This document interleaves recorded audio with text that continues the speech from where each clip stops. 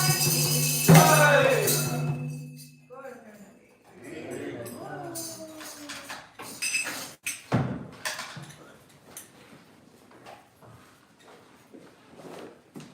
well everyone, welcome. Sundays at Bhagavat Center, Bhagavat Sravana. Such a sweet and fun sangha that we have on Sundays. It's really special. I think I have to get you the other mic stand because this is the one that's old now.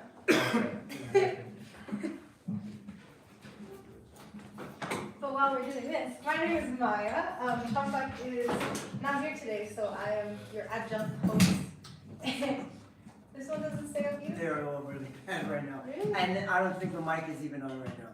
Oh, the mic works. Oh, it is good, good. I think this one. We can try it. Well, you put the.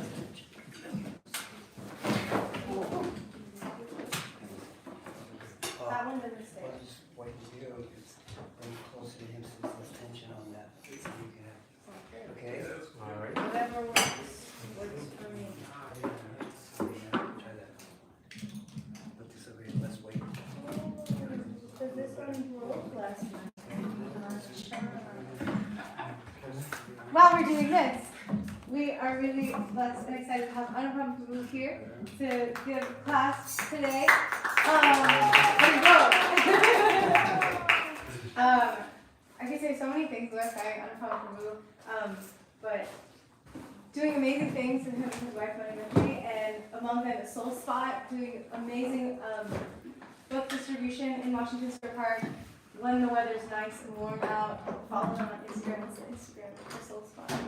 Soul Spot underscore, it's either underscore or dot NYC. Okay. If you search Soul Spot. Some really great quality videos and encouragement, and it's really encouraging to see book distribution happening and seeing all the smiling faces of people that get to be introduced to our sacred literature and great devotees.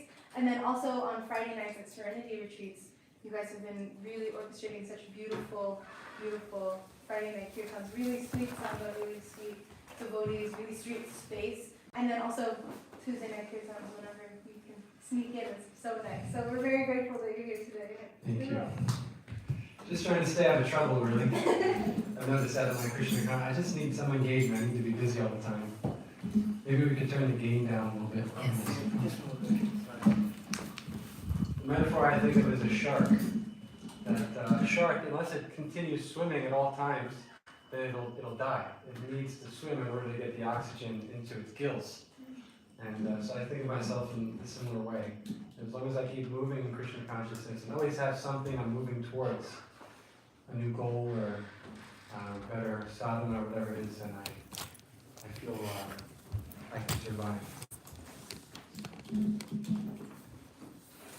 Om Adhyam Samanandasya Yananjana Shalakaya Chakshur Unmilitam Yena Tasmai Shri Guruve Namaha Vandeham Shri Guru Shri Uttapada Kamalam Shri Gurun Vaishnavanscha Shri Rupam Sagrajatam Sahagana Raghunatam Vitam Tam Sajivam Sadvaitam Sadhudutam Parijana Sahitam Krishna Chaitanya Devam Shri Radha Krishna Param Sahagana Lalita Shri Vishakam Tamscha Nama Om Vishnu Padaya Krishna Prashtaya Bhutale Srimate Bhakti Vedanta Swami Tinamne Namaste Saraswati Devi Gaudavani Prachayane Nirvishesha Shunnavadi Pashtata Deshatayane Jai Shri Krishna Chaitanya Prabhu Nityananda Shri Advaita Gadadhar Shivasari Gaura Bhakta Vrinda Hare Krishna, Krishna Krishna, Hare Hare Rama, Rama Rama. So I feel honored to be able to sit here and be with you guys today on this seat. I was telling Manohar, it's kind of surreal for me because I first joined Krishna consciousness when I was 17, and I came here to the Bhakti Center, and I would come to this program. And I'd always see the guys seem like so much older than me and so much wiser, and they were up in this seat and giving class, and I kind of naively wondered, I wonder if one day I'll ever give a class like that. And so it's a privilege, and I'm very grateful to all the senior devotees, many of whom are here today. I think Satyaraj is in the back, but that he was instrumental, and especially Srila Prabhupada, who I'd especially like to glorify today. I'd like to start off with something that came to me yesterday that really moved me and inspired me. It's connected to Srila Prabhupada. And so around this time, back in 1966, Srila Prabhupada was on the Bowery and living by himself. He had no formal acquaintances here. He was just previously sleeping on cots at the YMCA, and a little after that, he was being chased out of his flat by a guy who was on acid and crazy. And mind you, he's just an elderly Indian gentleman. Wasn't sure if there'd be any food for him here when he first came, so he brought a bag of cereal. But he came with a very specific mission, which was to carry out the instructions of his spiritual master, which centered around books, book distribution, and spreading love for God through books. But before this entire movement manifested in such a huge way, he was alone, and he was specifically quite close by, just on the other side of the block. And he wrote this on Gaur Purnima, 1966, in his diary. According to Mayapur Panchika, today is Adivas day of Gaur Purnima. Devotees at Vrindavan, where he was from, where he was living for some time, and Navadvip are enjoying the celebration. I am here alone without any devotee companion, but I have come here to serve the Lord, and not for personal happiness. I am prepared to live in hell, even if I am able to serve the Lord. Sri Chaitanya Mahaprabhu wanted that his mission should be propagated all over the world, and that is my objective. I do not mind the inconvenience personally felt. So, it's incredible to think about just how much Srila Prabhupada had to endure for the sake of producing and spreading his books. He was willing to, as he said, even live in hell for this sake. He was fully dedicated to this mission that was entrusted to him by his spiritual master. And on numerous occasions, he explained to his disciples that this was very dear to him, that he had attained his state, his spiritual stature, by carrying out the instruction of his spiritual master. And so then naturally many of his disciples wondered, well, how can we become like you? How can we also attain this high level of spiritual realization and spiritual perfection? And the obvious answer was, well, you have to carry out the instruction of me, carry out my orders, my desires.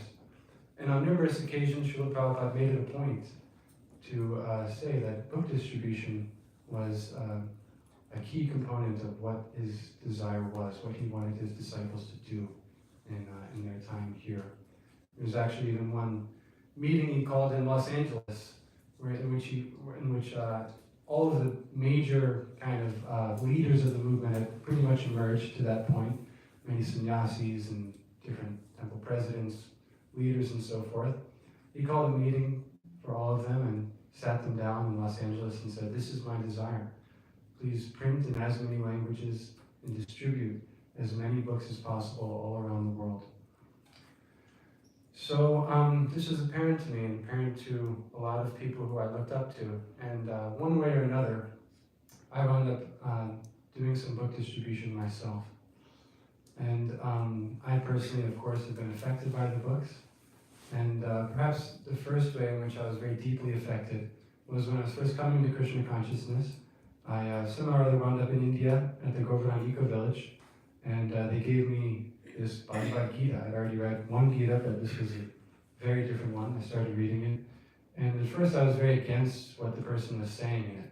I was under the assumption that we were all kind of one homogeneous energy, and God was also within that category. And this whole idea of service was something that was ingrained in Indians by the British, and it's kind of a new thing, and they're kind of misled. But somehow or other, I found myself with this Bhagavad Gita by Srila Prabhupada, and in the third chapter, I was reading a purport in which Prabhupada says that religion without philosophy is sentiment or even sometimes fanaticism, whereas philosophy without religion is basically just mental speculation. And that cracked me in such a way that I would never be the same. It changed the trajectory of my entire life, just that one line. because I was very much trying to wrangle with this Krishna consciousness or spirituality in general from a very philosophical, kind of dry perspective. But once I understood, once that kind of hit me somewhere or other, it struck me, this idea that you need both. You can't just be all philosophical. You need some element of faith. You need some element of experience, of religious transformation. That's when things changed for me. So it speaks to the power of Srila Prabhupada's books, the fact that I could just read this one line, and whereas previously it was completely against these principles of, Bhakti Yoga specifically, all of a sudden I was willing to look into it a bit more. So I'm not alone. There are many accounts of people who, probably many of whom are here in the audience, that have been similarly struck by something Srila Prabhupada said in his books, and resultantly been ultimately transformed. But today, rather than go into dry philosophy, I'd like to speak a bit more on the religious side of things, specifically experiences, mystical experiences that I've had connected with Srila Prabhupada's books. And I'm not going to be talking about rolling on the ground or crying or anything like that, but something a bit more tangible, something a bit more verifiable. Right? Me specifically, like I said, I was very into philosophy and empiric evidence and things like that. So I needed things that I could see, that I could experience to convince me that this was real, right?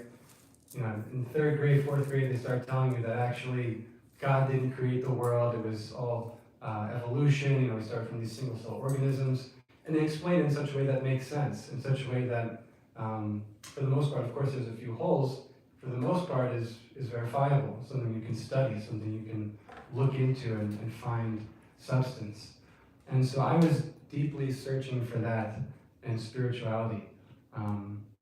And so I'm going to relay a couple experiences that I've had that have given me that faith, right? And later on in that Bhagavad Gita that I was reading, I read that this religion, this way of life is the perfect form of religion, not because of, the philosophy is so good or, the people are so nice, but because it gives you pratyaksha, which translates to a direct perception, a direct realization of the self. So that's what I was after. I wanted to be able to see.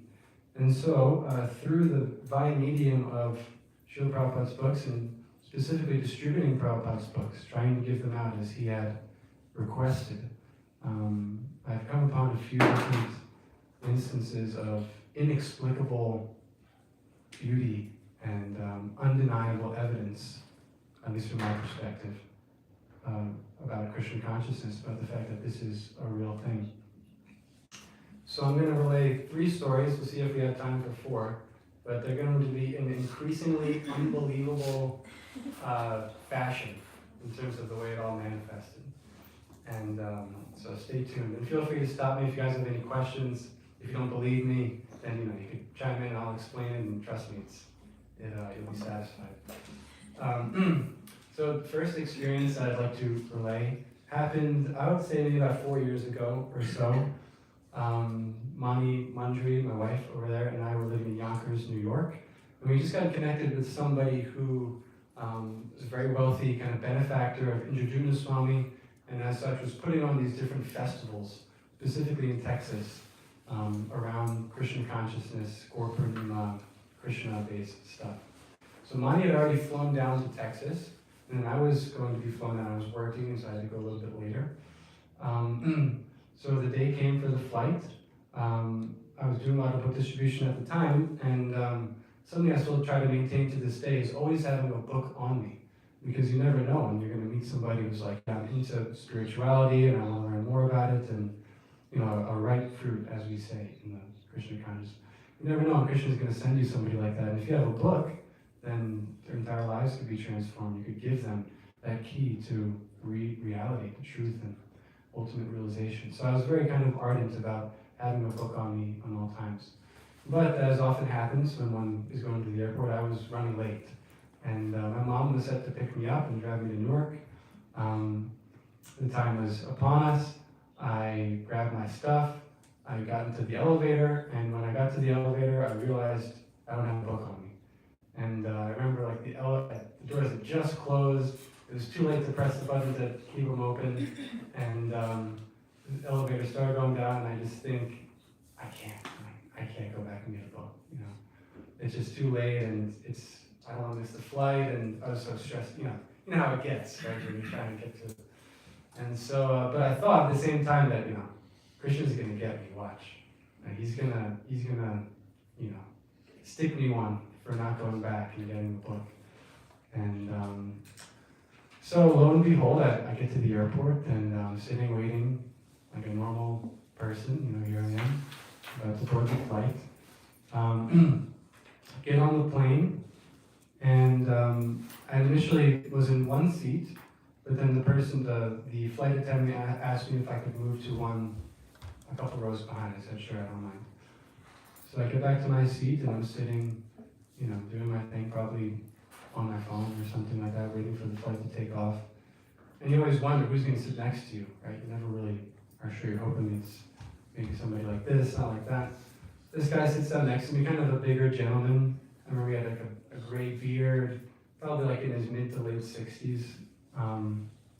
Seemed like a nice guy, and after a few minutes of sitting next to each other, somehow or other we spark up a conversation, which is a rare thing in and of itself, right? 9 times out of 10, you're going to flight, the people you sit next to, you don't really get into it. Maybe you'll say a few niceties, but in terms of like getting into a conversation, it's not really a thing. But this guy seemed nice enough, and we started talking. He was asking where I'm going. I told him, I'm going for this event, and so on and so forth. And we're getting to talk about philosophy now. And it turns out that he's actually a philosophy professor. And now we're not just talking about like basic philosophy, now we're getting into like spiritual philosophy. And it turns out that he seems to share a lot of the same ideas that I do, or that we do, as devotees. And so he starts telling me about how he's interested in spirituality specifically, and wants to learn more about it, and has been watching these videos on YouTube, about meditation, and specifically this music meditation he was watching. Oh, music meditation, that's interesting. And so I said, what kind of music meditation? He's like, I don't know, it's this one girl specifically I like to listen to, and something with a river, and I'm like a river? He's like, yeah, that's it, like a river. I'm like, you're talking about John V. Harrison? And he's like, yeah, the girl with the red hair. I'm like, yeah, it's like I'm very closely connected with her. This is at a time when she was living here. I think she had just moved. But we were doing kirtans with her every week. And they said, yeah, I'm really into John V. Harrison, and I listen to her music all the time. And I watch these videos, these people in a room, and they have these weird instruments, and they chant, and then they respond. I'm like, you're watching kirtan videos? It's like, yeah, that's right, kirtan. And so it's at this point that I realized I messed up, so to speak. That I knew that Krishna was going to put me in a situation where. But then I started thinking about how crazy this actually was. The fact that it's a big plane going from New York to Houston, or maybe it was Dallas. Huge plane, probably at least 100 people on it. I was in one other seat to start. I was moved to this seat, and now sitting right next to me is somebody who's into kirtans. Not only into kirtan, but into Gaudiya Vaishnav, Hare Krishna, John V. Harrison kirtan. And here I am. There's probably not even another guy in the airport that had heard of John V. Harrison, maybe 1 out of 100,000.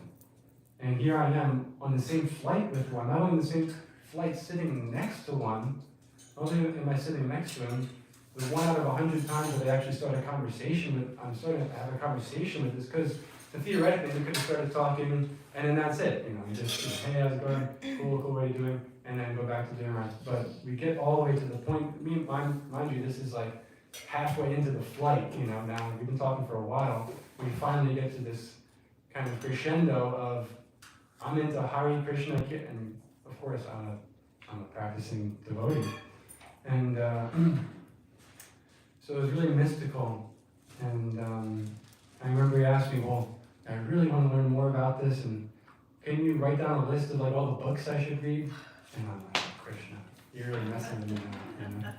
It was funny. And I remember looking out the window and looking up at the stars and just thinking, oh my God, like this stuff is real, you know, like Krishna is God and he's controlling things and he's arranging things in such a mystical, beautiful way. And I just remember being kind of in awe at the beauty of Krishna's intelligence and his plan, that he's arranging things in such a way. And one other little anecdote that really inspired me with that person was he said, yeah, 20, 30 years ago, I went into this restaurant, this Krishna restaurant in Houston. And I used to go there all the time. But he said, I remember the first time I went in, I looked up and I saw this painting.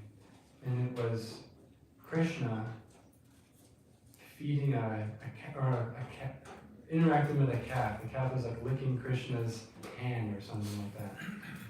And he said, I remember being so moved by that, the idea that that God could be this personal, loving, intimate person that we could have a relationship with. And at that point I was almost emotionally moved that, wow, 20, 30 years later, Krishna arranged for this person to be sitting next to a devotee who was going to that same, going to go to that same restaurant. Out of the hundreds and hundreds of people that were on that plane, or could have been on that plane, here I was sitting right next to this guy who wanted to know more about Krishna. And so it was that combined with the fact that I forgot the book and didn't go back for it. It was really mystical. So things like that. I remember I listened to Janvi's songs on the flight after we finally did stop talking, and just thinking about Krishna and how amazing he is, and how beautifully he arranges things. It was so faith-giving and inconceivable, inexplicable, for sure. So things like that add up. It's like Krishna consciousness is a long haul. That was one of many experiences I've had, but that was the first one I could say that I experienced, and it was something that I could say empirically moved me. And it's not just about experience, right? Because we might have an experience in kirtan, say. You have an experience looking at the deities. But even something like that, you could go back and doubt, oh, maybe it was just my mind, or maybe I was in an emotional state because of this or that, whatever else was going on. But this is not something you can so easily write off. Something this odd and inconceivable. So that deeply moved me. The second story I'd like to share was something even more crazy. I grew up on a golf course. My dad was a greenskeeper of a golf course in Westchester, New York. And as such, I grew up off the 14th fairway. And my first job was as a caddy. Does anybody here not know what a caddy is? Pretty much few people probably don't. Caddy, have you ever seen Legend of Bagger Vance? Or Happy Gilmore? That's right, okay, Happy Gilmore. Usually the caddy is the guy who walks alongside the golfer and carries the bag and gives them advice, basically. You should hit this club, this is how far it is, this is what the wind's doing. And so it's a common job, especially for younger people, because it doesn't take that much. You know a little bit about golf, of course, to get into it. But I got into it 15 years old and did it off and on. It's kind of a summer gig, and you can make decent money doing it because, of course, it's very wealthy people in general, and it's a weekend thing. And so I started when I was young and continued doing it up till my mid-20s. And but I got to a point, I was maybe 26 or so, and I kind of stopped. I was more focused on other work, and but I was very close, of course, with the caddy master, we call it the boss, because I basically grew up with the guy. He was older, but he knew me since I was a kid, and he knew I was a good caddy. He knew I knew my stuff since I grew up there. I know the course very well. I play golf, and so there was this very big event. Anybody ever hear of the U.S. Open in golf? It's pretty much the biggest golf tournament in the world, and So the thing about the US Open is that theoretically anybody could win it. You don't have to be a professional golfer to win the US Open. You just have to be good enough to qualify for it, and then you get into the tournament, and then once you're in the tournament, then anything can happen. You can have a great couple days, and then you win the tournament, like that. And so the way it works is you have the professionals who are pretty much automatically in, and then you have these amateurs who have to compete. They have to go to these qualifiers and post a good enough score to the point where they can get into the event. And so this year, somehow or other, the qualifier for the US Open was being held at the golf course that I grew up on. And at the time I was still living in Yonkers, so just a few miles away from the course.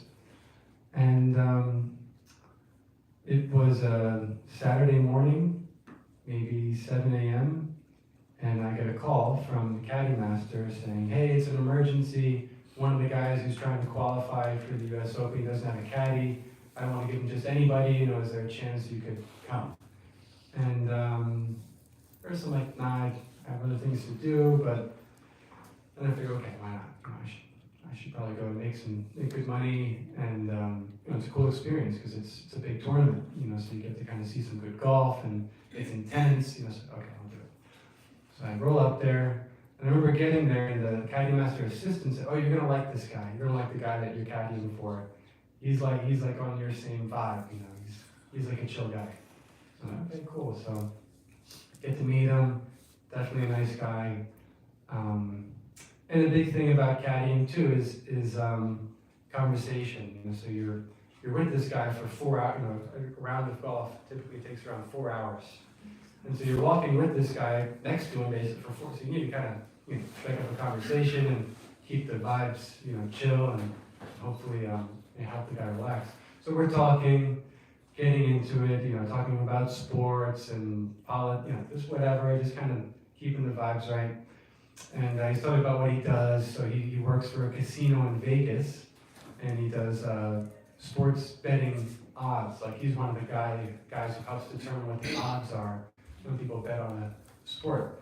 And I've never been into gambling for sports, but I have a lot of friends who are.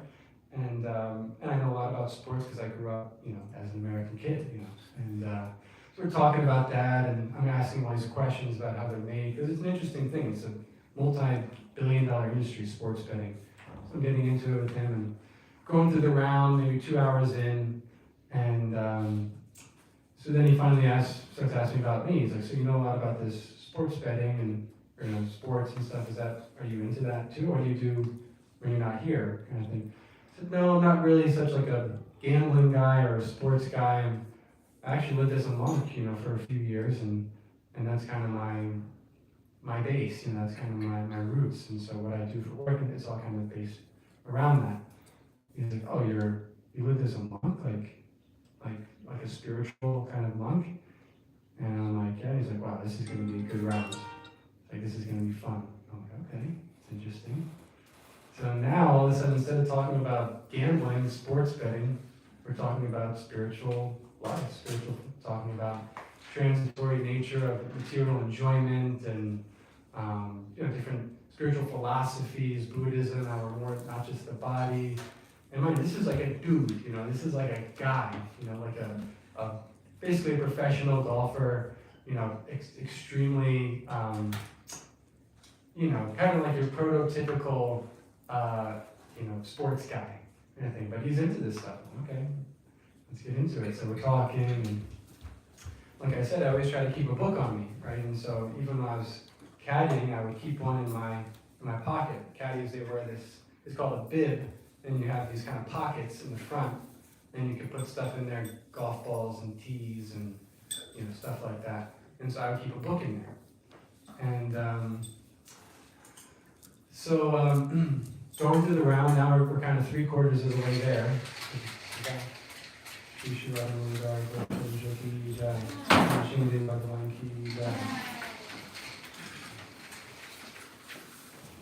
So going through it, talking about spiritual philosophy, I'm like, okay, this guy's into this stuff, that's cool.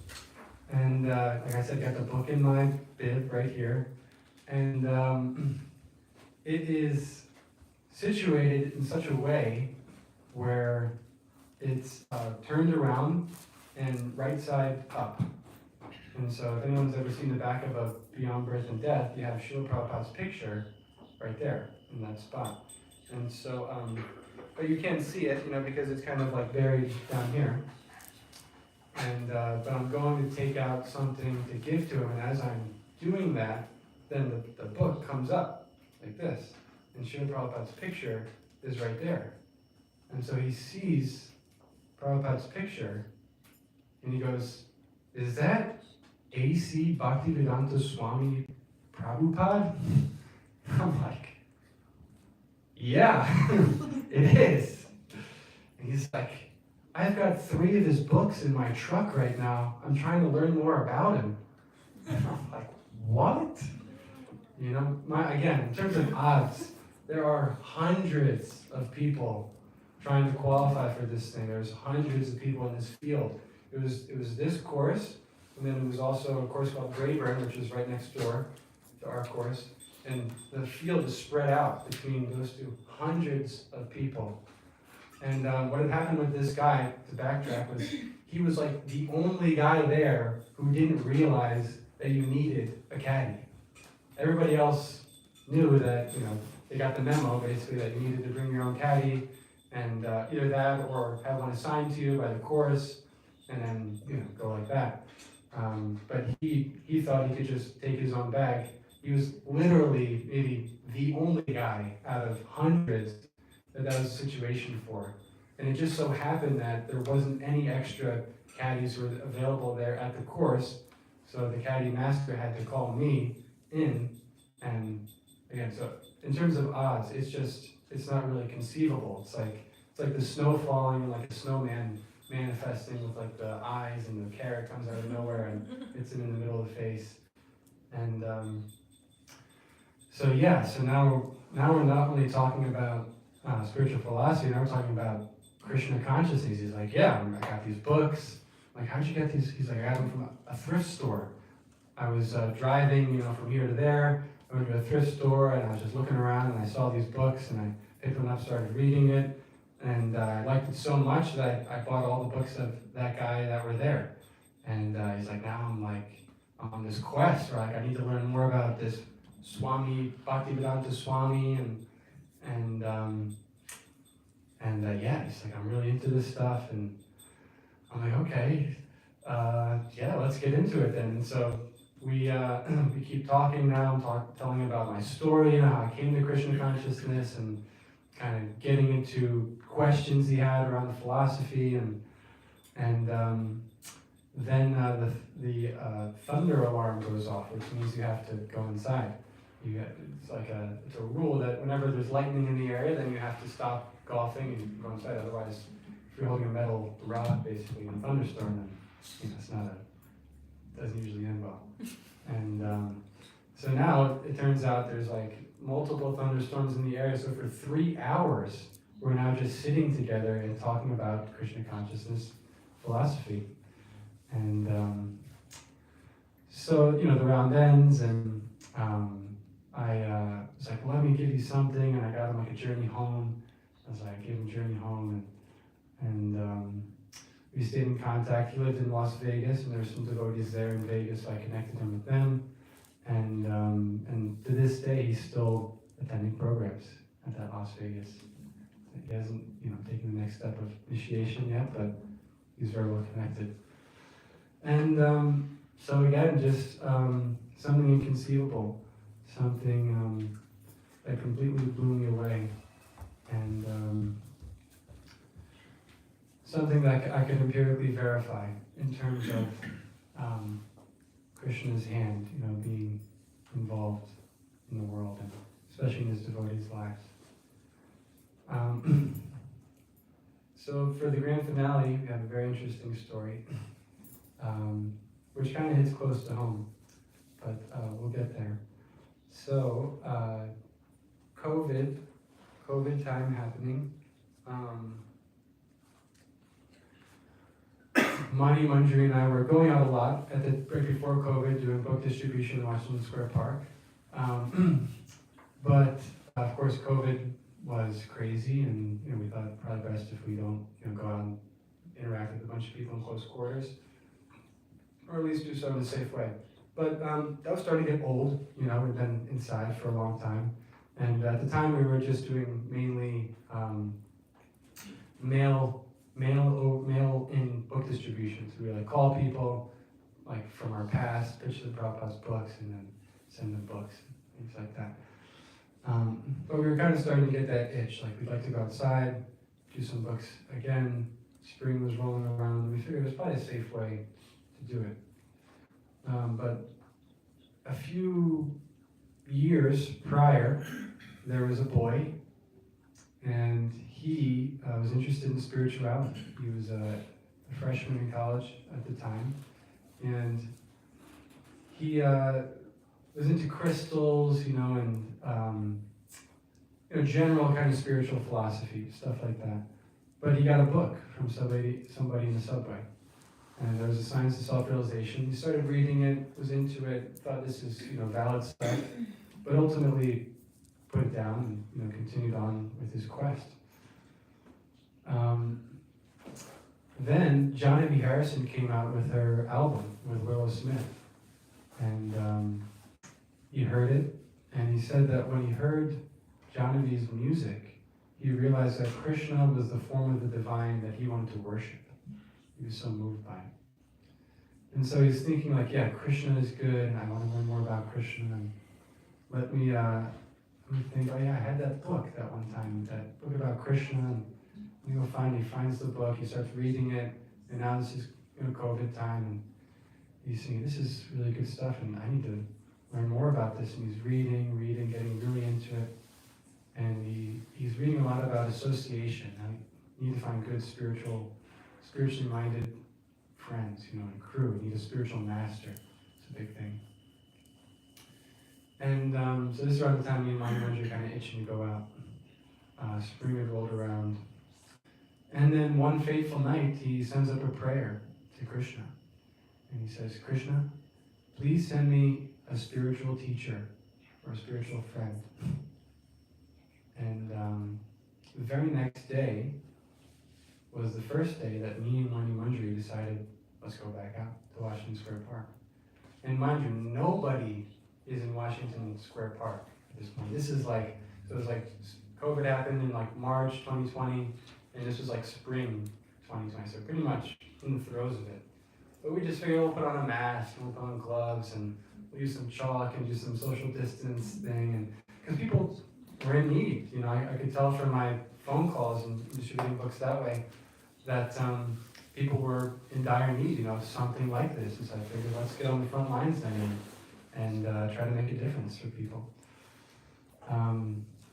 So yeah, first day that we decided to go back out was the morning after this kid who was in college sent up a prayer to Krishna saying, please send me a spiritual friend or a spiritual teacher. So for whatever reason, he also decides, I'm going to go to Washington Square Park that day. And he lived in New Jersey. He drives his car up to Washington Square Park. And again, the fact there's nobody there except for police officers. It's us with our table and a couple of cops and a few people that are really far spread apart. And so he comes over to the park and parks his car. He gets out and he walks over to the entrance, and he sees across the way, it's like an island basically in the ocean. There's nobody else, nothing else there. There's a sign that says free meditation books. Okay, let me go check that out. He walks over to the table, and the first thing he sees is the book that he's been reading for the past few months that inspired him to send up the prayer to Krishna. Please send me a spiritual friend.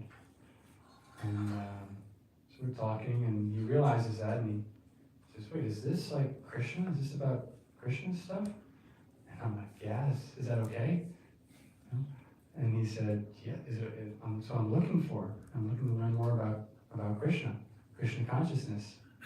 And I said, well, you came to the right place, And so that started a beautiful relationship between me and this person, and one in which we were having calls regularly, and it turned out that this is exactly what he was looking for. He was looking to move into an ashram and try to become, a monk.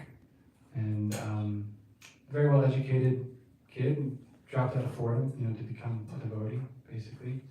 Moved into the Bhakti Center here in the height of COVID. And then eventually went down to Gainesville.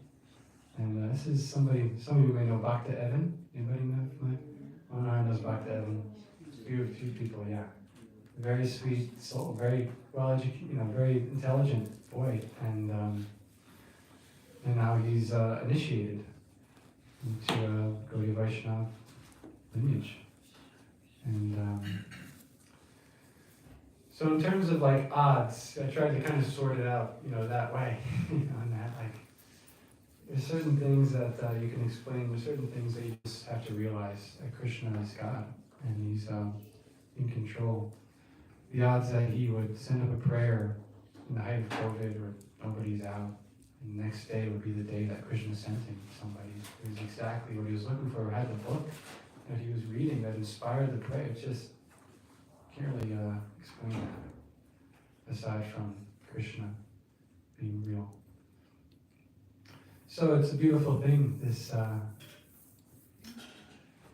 idea of Krishna consciousness and how personal it is, the fact that Krishna loves us. I'd like to say Hare Krishna to Jagiridhar Prabhu and Jayara. Thank you for coming. Welcome back. It's great to have you. So, for me personally, my faith has been formed not only through the philosophy, that was something that was immediately faith-giving in terms of how lucid it is and how rock solid it is, that I couldn't really find any holes in it, or any holes that I could find were immediately remedied, by people who I trusted and who knew the philosophy. But I realized at a certain point that could only take me so far. And as I mentioned at the beginning of the class, that philosophy without actual religious experience, religious sentiment, is it's just speculation. You can't live on that in Krishna consciousness. It can sustain you for a little bit, but ultimately you need this pratyaksha. You need these experiences of Krishna in your life in a very real way. And so the reason I brought up Srila Prabhupada in the beginning was because I feel the reason why I'm still here, the reason why I'm still privileged to be able to hear and chant, be able to hear the Bhagavatam, to be able to connect with Krishna in a very personal way through His holy names, despite, there having been so much time elapsed the past 10 years, which in material Kali Yuga is quite a long time, is the fact that I've tried to serve Srila Prabhupada by distributing his books.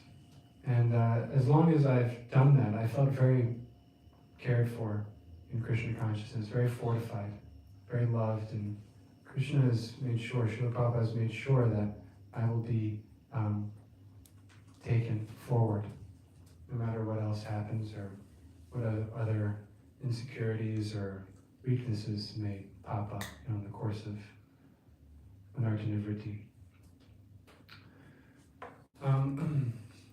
So that was just a little testament to my experience of Krishna, my experience of Srila Prabhupada in my life. I'd also like to hear if Prabhupada is manifested in each of your lives, as I'm sure he has in unique ways.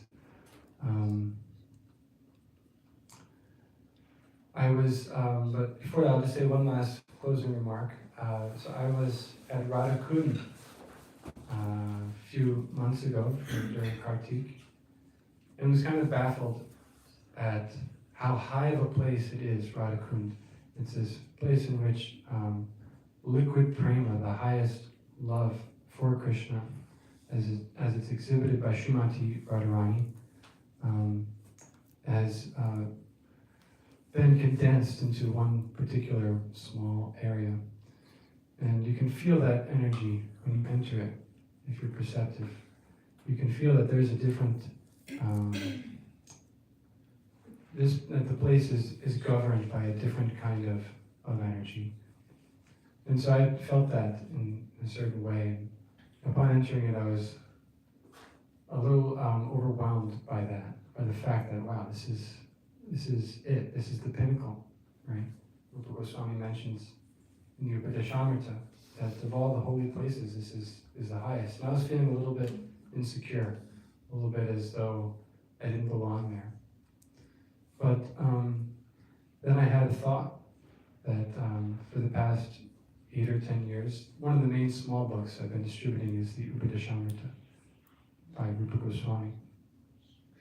And so I thought that, yeah, despite all of my shortcomings, and despite the fact that I'm still so far away from this ultimate goal of prema, Krishna prema, because Srila Prabhupada has given me the service of giving out these books, and specifically the books and teachings of Rupa Goswami, I'm not a total stranger here.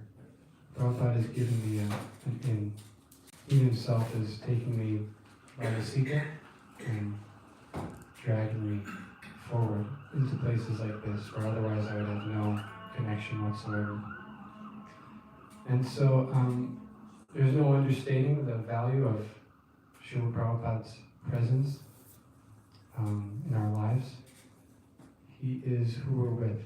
He's the one who is, like you can't get into a lot of clubs unless you know somebody. That's kind of like us with Srila Prabhupada. We can't really get into Radhakund or in the spiritual world without him. He's kind of our, he's the celebrity that we know. So thank you for the opportunity to say a few things, but I'd like to open it up now for conversation. If anybody has any thoughts or realizations or experiences they'd like to share around this topic of Srila Prabhupada or Krishna making mystical things happen and so forth.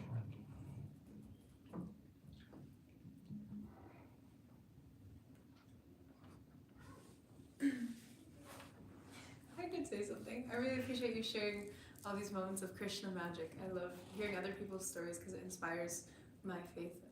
And it also reminded me of when I first met the devotees. It was that in of itself is a crazy story.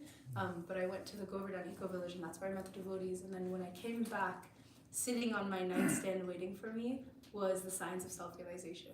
And before I left for India, I didn't know who Srila Prabhupada was. I had only chanted like the Mahamantra maybe once and been to one kirtan that was like yoga studio kirtan. But the day I left for my flight I was living in California at the time, I was walking down the street and there's this small little blue book on the street, and I picked it up and was like, oh, this looks cool. I wonder who that is on the cover. And I brought it home and put it on my nightstand and then forgot about it.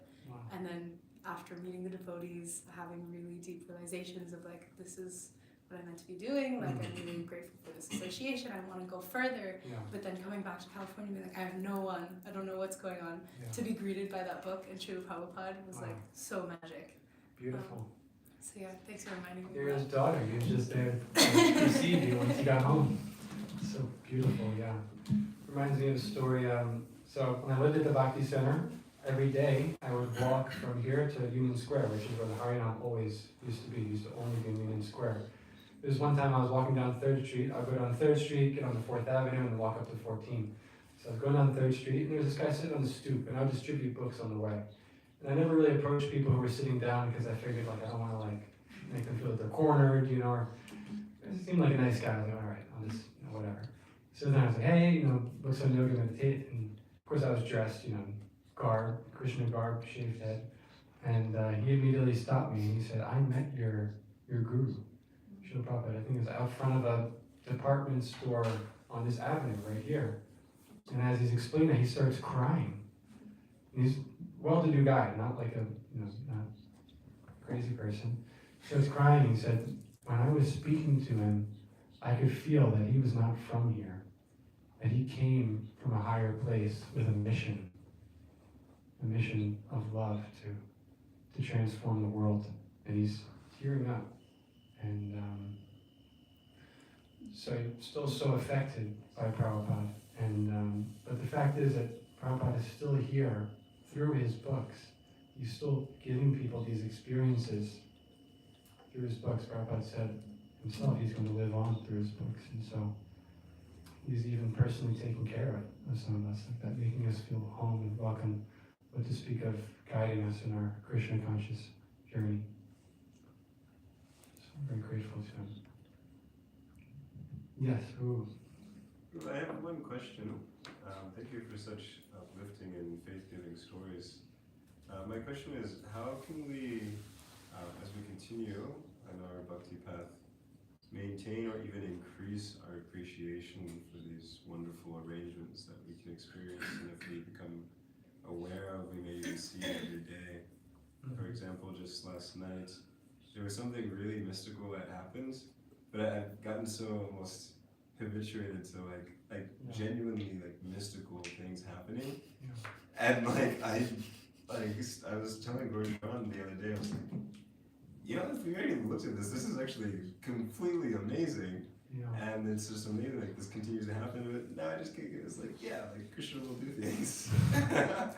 And I actually don't even remember what it was. Yeah, that's a good point. It's like at a certain point, you're just like a fish in water. It's just Krishna is just taking care of things, and that's how it works. It can be hard, but it's definitely something that increases over time as we develop in Krishna consciousness. Those experiences, but also our sense of wonderment at Krishna as we get to know him more and associate with him more. That's why Adi Purush was always saying, how wonderful is Krishna? He's seeing that, he's really feeling that. And but yeah, I would say it's something that grows alongside of bhakti, and as the creeper emerges more and more. At first, of course, it's wow, Krishna is so mystical. But then as we get acclimated to, Krishna is mystical, he's here, he's God, and he's making stuff happen. That'll happen. But then I think there's a resurgence of it in a much deeper way. As we cultivate that bhakti lata beach, and it comes from a place of real perception of Krishna. Wow, we're actually seeing Krishna and how beautiful and wonderful he is. But how to maintain that, it's definitely an ongoing process of hearing and chanting deeply. Same old answer as Jayaprita Swami would say. Hearing and chanting very deeply adds up over time. And then eventually we get those premanjana, Shrita Bhakti, those eyes marked with the salve of love for Krishna, and then, wow, Krishna's amazing, he's everywhere, he's so beautiful.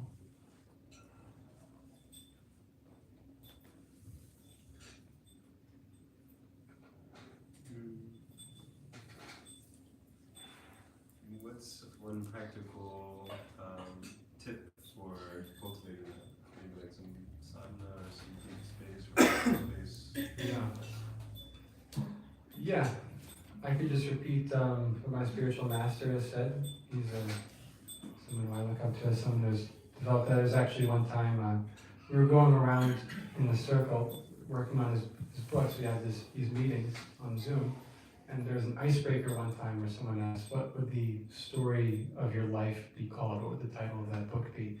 They were all going around saying, that's a kind of emotional thing, a mercy case, and the fallen soul, and all these things, being humble. And then we got to my spiritual master, and he said, rice, dal, chapatis, a life lived in mastering the basics. And that really struck me, because it's kind of a clue as to how we could become spiritually advanced, mastering those basics. So in terms of how to actually do that, in my life, what's worked for me is establishing a minimum of round, obviously, minimum 16 rounds is always there, but minimum of pages read of Srila Prabhupada's books a day is huge, and then a minimum number of rounds that we chant in the morning before we go out and do things. That makes a huge difference. The more quality time we can spend with Krishna, the deeper that relationship will become, just like anybody else. So we can think about that. How much quality time am I setting aside for my japa, for my reading, so on and so forth. So, even if it's just a little bit, if we're consistent with it, then it makes a huge difference over time. It's a law of compounding interest, they call it on Wall Street. If you're putting a little bit in every single day, but over the course of years, over the course of that being amplified by your other spiritual activities that you're naturally doing throughout the day and throughout your lifetime, then those little bits you're putting in, they turn into mountainous forces in our lives. Setting minimums and sticking to them is a practical thing. Yes, for us too. Thank you. Your spiritual master one time, he also had another icebreaker, and then he shared that he is a gardener. And he was talking about his garden very humbly, but I was thinking how he's really teaching us to be a gardener of our hearts, of our minds, of our consciousness, to see the weeds and the seeds that we're cultivating in our own lives and in our spiritual practice. Yeah. I think it was Thomas Jefferson or something, maybe Ben Franklin, who said that the price of freedom, the price of liberty is constant vigilance. You have to be vigilant in spiritual life, for sure. I mean, we're in the belly of the beast here. Not only is it the material world, not only is it Kali Yuga, we're in New York City, in a place where materialism is rampant. I mean, you are being influenced, when you step outside of these doors. The modes are a real thing that we can all probably attest to.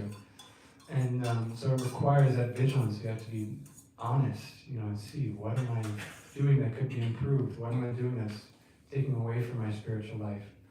What am I doing that's going to hurt me in the long run? What can I do so that I can develop, faster, in a more solid way in the long run? But that honesty goes a long way.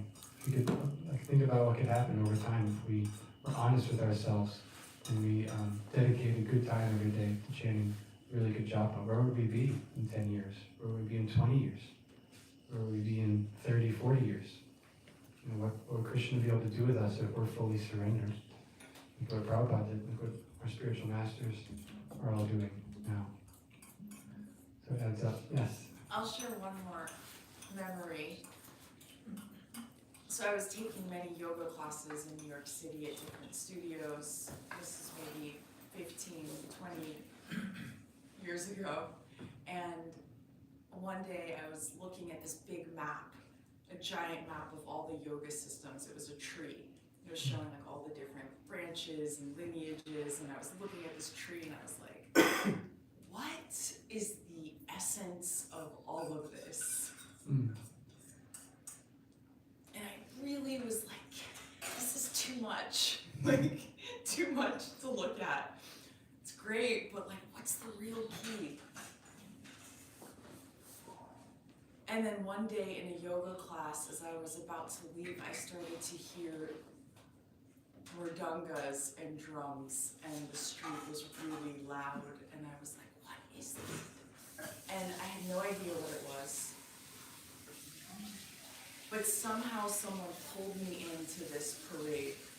It was the Rath Yatra. And I walked down Fifth Avenue chanting. Someone's like, they pointed to the Hare Krishna sign and they're like, chant. And I just had no idea how. It was like being in a different world. It was not this world. We were in another world, and somehow it was the most blissful experience. And so I didn't realize that my question was being answered then. And I wasn't really ready to dive in all the ways at that point in my life, but that experience was so profound, and it was only until later that I connected the dots, like, oh, this is Krishna consciousness, and oh, this is the philosophy, but I at least had that experience that was so profound, that really moved my heart and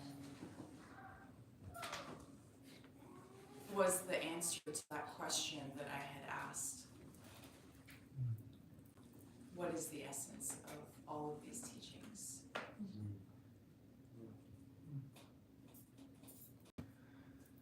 Yeah, beautiful.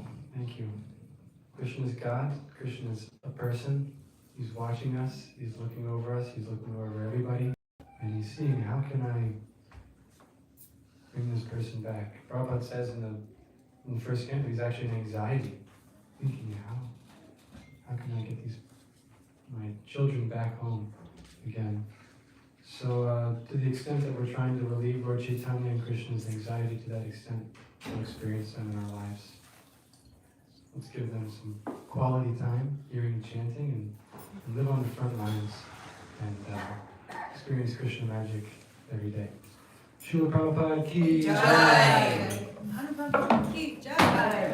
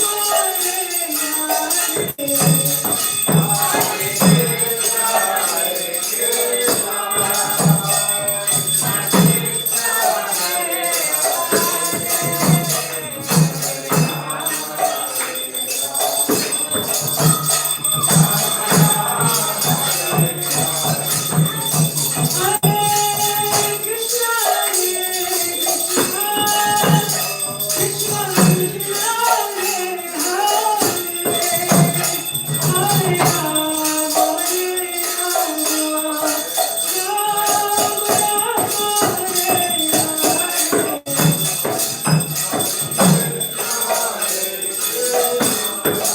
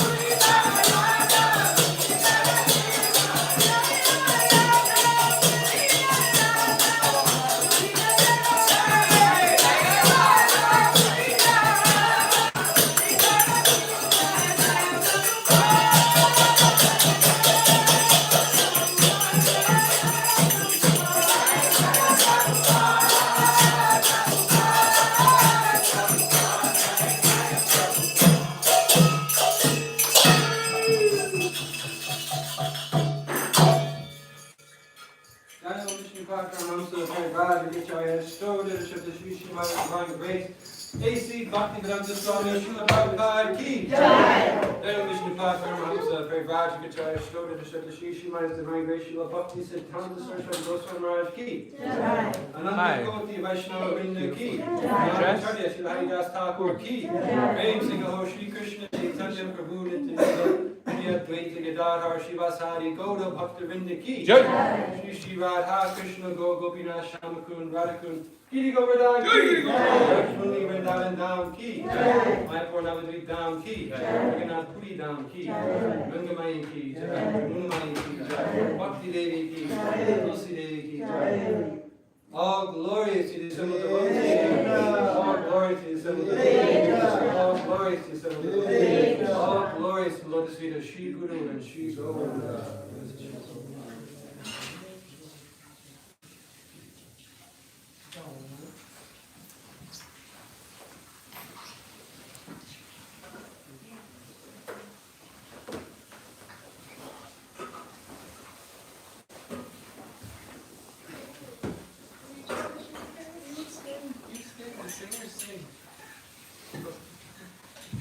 Namaste, Namaste, Hare Krishna.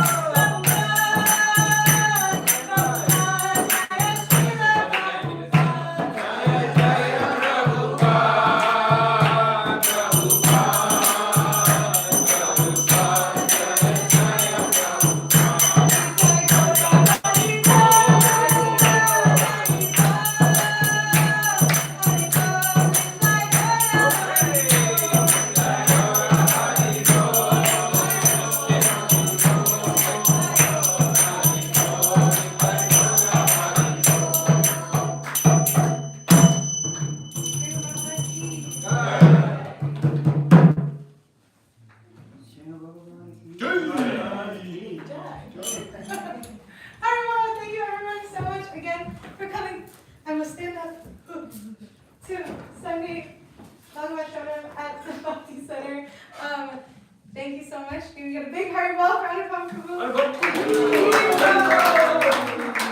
Thank you so much for such a faith enlivening, inspiring talk, keeping us all engaged, giving us opportunities as well to share our own moments of Krishna magic that is really special.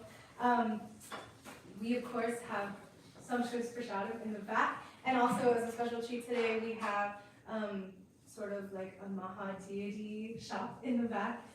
So please look around, donations, and there's a price list there in the back, and those all help to keep the Bhakti Center up and running, that we can have these lovely programs for you all. And also next week's speaker for Bhagavat Sravana is Jai Swami. So hope to see you back. Thank you all so much. Everyone.